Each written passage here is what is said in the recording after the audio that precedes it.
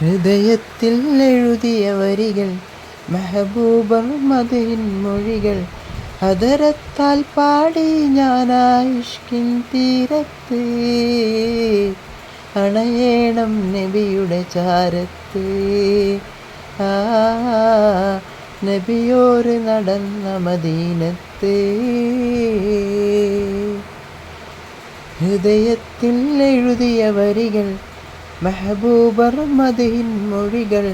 ഹദരത്താൽ പാടി ഞാനായിഷ്കിൻ തീരത്ത് അണയേണം നബിയുടെ ചാരത്ത് ആ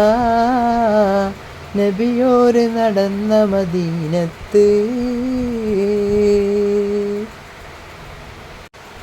ലോകത്തിലായെന്നും